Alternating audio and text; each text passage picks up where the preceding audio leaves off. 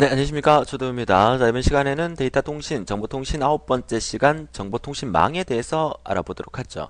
자, 본 강의 열심히 듣고 오셨을 텐데요. 자, 이번 시간에 배운 내용이 이제 부가가치 통신망의 BAN, 그리고 근거리 통신망의 LAN, 그리고 종합정보통신망의 ISDN에 관련된 문제인데, 사실 뭐 이 문제가 그렇게 어려운 문제 아니니까, 기본적인 것만 암기해 주신다면 충분히 쉽게 해결할 수 있는 부분이라고 볼 수가 있겠습니다.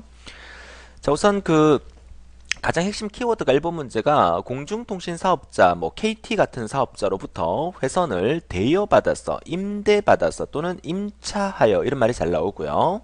고도의 통신 처리 기능을 이용해서 부가가치적인 어떤 정보 서비스를 제공한다. 본가에서 제가 아마 뭐 700 서비스 뭐 이런 얘기를 했었죠. 그게 바로 이제 부가가치 통신망 다번이 되겠습니다. Value Added Network, 영어로도 반드시 알아두셔야 됩니다.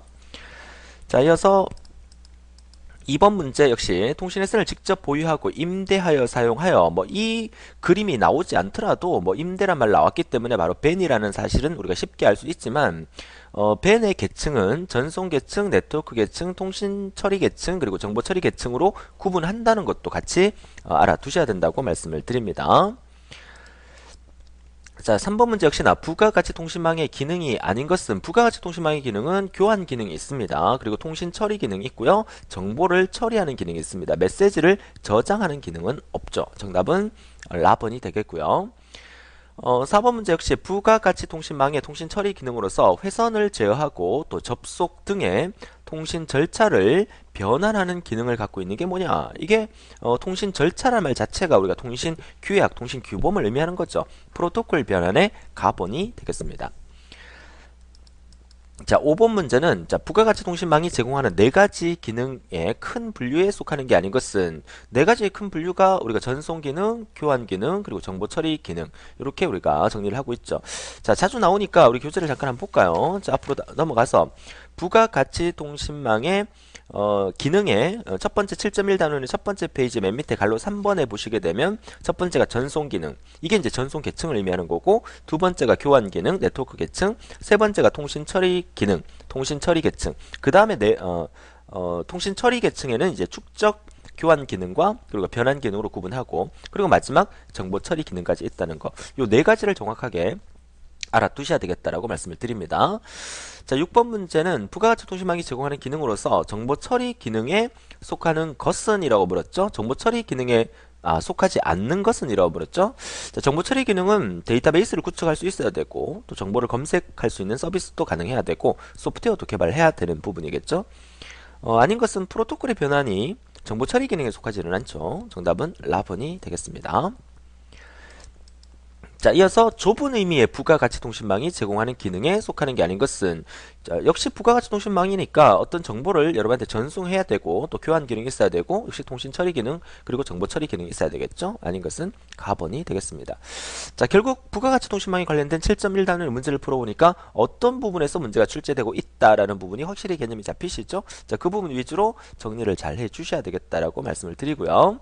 자, 이어서 7.2 단원으로 넘어가서 랜에 대한 얘기를 보도록 하죠.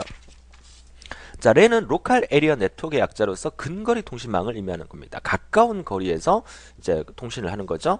자, 정보통신 기술 발전에 의해서 출현한 정보화의 한 형태로서 한 건물 또는 공장 또는 학교, 군내, 또 연구소 등 일정한 지역 내에서 각종 기기 사이에 통신을 행하는 것을 우리가 근거리 통신망의 랜이라고 하죠. 다음번에 WAN이라는 것은 와이드 에리어 네트워크라고 해서 이제 원거리 통신망을 얘기하는 거고, 다음번에 MAN이라고 하는 것은 MAN의 이 M의 약자는 메트로폴리탄의 약자죠. 도시 간 통신망을 의미하는 거고요. ISDN은 이제 다음 단원에서 보게 될 종합정보통신망을 의미하는 겁니다. 자, 이번 문제는 이제 국제적인 통신 규약을 나타내는 기관이 있죠. IEEE인데요. 이 IEEE에 의한 랜은 OSI 7계층 구조상 어느 부분에 위치하고 있는가? 이 IEEE에서 주장한 랜에 대해서는 물리 계층과 데이터 링크 계층, 물대내 특색 효용 중에서 1층과 2층에 해당되는 부분이죠. 정답은 가번이 되겠습니다. 자, 3번 문제는 다음 네트워크 표준들 중에서 정보 전송에 있어서 토큰 링 방식을 사용하는 것은, 자, 토큰 링 방식은 802. 몇 번이다? 802.5번이다. 이거 외워두라고 제가 말씀드렸던 기억이 나네요. 한번 찾아볼까요? IEEE의 802의 주요 표준 규격이라고 이제 7.2 단원의 갈로 2번에 나와 있죠. 거기에 보시면 802.2가 LLC 논리 링크 제어 계층에 관한 규약이 되어 있고요. 802.3은 CSMA/CD, 그리고 802.4는 토큰 버스 방식의 매체 접근 제어, 802.5는 토큰 링 방식의 매체 접근 제어 MAC, 그리고 802.11이 무선 랜을 위한 통신 규약이다. 자, 이 부분도 802.2, 3, 4, 5, 11 4가지 정도 기억하시면 5가지 정도 기억하시면 되니까 시험에 많이 나왔던 건 이 802.5가 가장 많이 나왔었으니까 잘 참고해서 보시기 바래요. 막 목소리가 막 갈라진다, 그죠?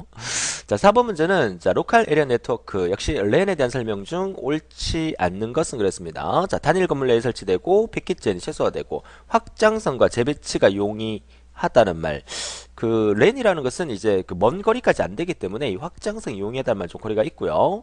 경로 설정은 필요 없습니다, 그죠? 정답은 나번이고, 네트워크 내의 모든 정보 기기와 통신이 가능하고 네트워크 안에서는 다 가능하죠. 광대역 전송 매체의 사용으로 고속 통신이 가능하다는 말도 맞습니다. 정답은 나번이 틀렸습니다. 자, 이어서 5번 문제는 역시 랜의 특징으로 옳지 않는 것은 오류 발생률이 낮고요. 통신 거리에 제한이 있죠. 근거리에만 가능하다는 얘기죠. 정답은 나번이고요. 자, 6번 문제는 다음은 랜의 분류 방식이다. 자, 이 토폴로지 방식에 따른 분류가 아닌 것은, 자, 랜의 분류 방식은 토폴로지 방식 중에서 성형, 링형, 버스형까지 다 이용이 되죠. 우리가 이 성형이라는 것도 배웠고 링형도 배웠고 버스형도 배웠죠. 근데 이 토큰 버스형이라는 말은 처음 들어보죠. 괜히 좀 헷갈리게 이렇게 만들어놨죠. 정답은 가번이고요. 뭐 랜의 분류 방식에 랜에 속하든 안 속하든 우리가 이제 통신망을 구성하는 이 토폴로지 방식에서는 성형, 버스형, 링형, 또 망형, 뭐 격자형 이런 것들을 우리가 배웠었잖아요. 자, 그 부분이 아닌 것을 물었으니까 가번이라고 쉽게 보시면 되겠습니다.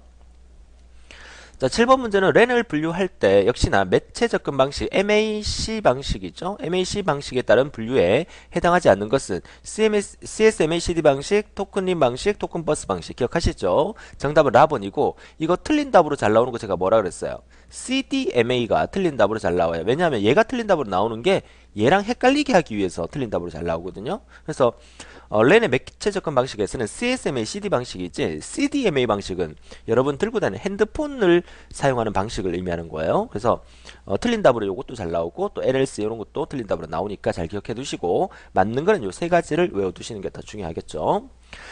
자, 랜의 CSMA CD 방식에서 운영상 특징으로 옳은 것은, 자, 랜에 연결되어 있는 어느 한 DT 단말기가 고장이 나더라도 다른 단말기의 통신에는 전혀 영향을 미치지 않는다. 자, 이게 가장 정확한 말이네요. 그죠? CSMA CD 방식의 특징입니다. 자, 콜리전이라는 충돌이 발생하더라도 다른 기기의 데이터 전송은 가능하다. 충돌 발생하면 다른 기기의 데이터 불가능하겠죠. 그죠? 이용률 떨어집니다. 그 다음에 시간을 충분히 예측할 수 없습니다. 그죠? 정답은 가번이 제일 정확한 말이네요. 자, 이어서 9번 문제를 보시면, 자, 9번 문제도 역시 CSMA CD 방식의 특징을 물었는데, 자, CSMA CD 방식은 통신량이 적을 때 채널 이용률이 높다. 맞는 말이고요. 장애 처리가 쉽고요. 일정 길이 이하의 데이터를 송신할 경우에 충돌을 검색할 수 없습니다. 그러니까 일정 길이 이하의 데이터를 송신할 경우에는 충돌을 감지할 수가 없다는 말, 맞는 말이고요. 임의의 길이 데이터를 안전하게 전달할 수 있다. 여기서 말하는 이 임의의 길이라는 것은 우리가 예측할 수 없기 때문에 이 부분을 안전하게 전달할 수 있다는 말은 잘못된 걸로 보입니다. 정답은 라번으로 보셔야겠습니다. 자, 10번 문제는 고속 이더넷에 대한 설명으로 옳은 것은, 자, 표준안이 802.8입니까? 아니죠. 기존 랜과 같은 구성으로서 매체 접근 제어 방식 프로토콜을 그대로 사용할 수 있다. 이게 맞는 말이네요. 정답은 나번이고, 그죠? 스위칭 기술의 도입으로 불필요한 패킷의 흐름을 막을 수 있다? 스위칭 기술의 도입 아닌 것 같고요. 자, 전송 속도는 1GBps다. 이것도 아니죠. 정답은 나번이 가장 정확한 말이네요. 자, 고속 이더넷이라는 말, 기존 랜과 같은 구성에서 매체 접근 프로토콜을 그대로 사용할 수 있다는 특징을 갖고 있다는 거 기억하시면 되겠습니다. 자, 11번 문제는 10베이스-t에서 10이 의미하는 거 뭐라 그랬습니까? 10이 의미하는 거 속도를 의미한다 그랬었죠. 그 속도의 단위가 뭐다? 메가 단위다. 메가 bps다. 그래서 정답은 나번이 되겠습니다. 나번. 뒷부분에 이 t 부분에 나오는 것은 거리를 얘기하는 거죠. 12번 문제는 랜의 장점으로 볼 수 없는 것은 랜은 효율성이 좋고요. 확장성도 좋고 이동성이 좋죠. 아무래도 보안성은 떨어지게 됩니다. 사무실 내에 모든 선을 연결해서 공동으로 사용하기 때문에 보안성은 떨어질 수밖에 없다라고 얘기할 수가 있겠네요. 자, 이어서 마지막 그 단원이 되겠죠. ISDN 부분 보도록 하죠. 자, ISDN이라고 하는 것은 종합정보통신망을 의미하는 거고, 종합정보통신망의 특징은 하나의 회선에 전화, 팩스, 인터넷 여러 개를 같이 연결할 수 있다는 그 특징을 갖고 있는 거죠. 자, 컴퓨팅 교환, 디지털 전송 장치의 구분이 없어지고 음성, 그죠? 전화, 데이터, 컴퓨터, 또 이미지, 뭐 팩스 이런 것들을 동일한 디지털 기술에 적용된 통합 시스템을 우리가 종합정보통신망 ISDN이라고 하죠. 자, 이 ISDN에 대한 특징으로 옳지 않는 것은 ISDN의 채널은 BDE 등이 있고요. 동일한 통신망으로 음성이나 비음성을 동시에 제공할 수 있고 통신망의 접속 기능에는 회선 교환 방식과 패킷 교환 방식으로 구분이 되죠. 자, 256K의 1회선 교환 서비스가 기본이 아니죠. ISDN의 그 가장 큰 특징이 여러 개의 회선을 하나로 보낼 수 있다는 게 특징인데 1회선 서비스가 기본이다라는 말은 틀린 말이죠. 다른 거 몰라도 쉽게 맞출 수 있는 문제였다고 볼 수가 있겠습니다.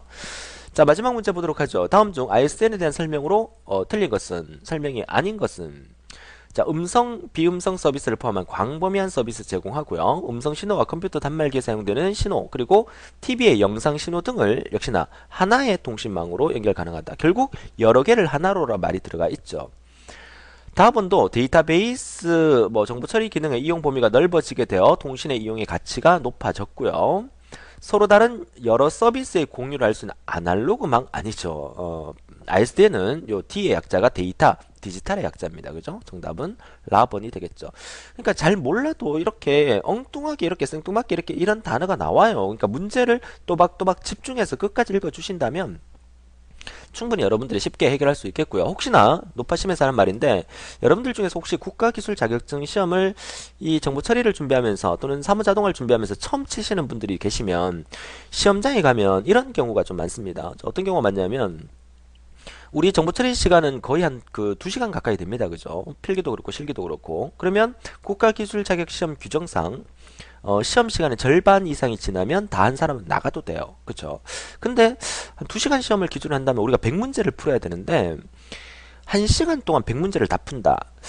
자, 물론 진짜 공부를 열심히 해서, 그죠? 열심히 해서 빨리빨리 이렇게 체크해 나갈 수 있으면 다 가능하겠지만 제 생각에는 한 문제당 1분 정도로 잡아도 100분은 정도 걸리는데 100분은 좀 심했고 한 70분? 한 80분? 그러니까 점검하는 시간도 조금 있어야 되고 OMR 카드 작성하는 시간도 좀 있어야 되기 때문에 시간이 1시간에 넘어가요. 그렇기 때문에 집중력이 떨어집니다. 무슨 말이냐면 내가 만약에 1시간쯤 지났을 때 내가 100문제 중에서 한 80번 정도의 문제를 풀고 있고 한 20문제가 남았단 말이죠. 특히 이제 통신 과목이 맨 마지막 과목에 배치가 되면 이 통신 과목이 걸리겠죠.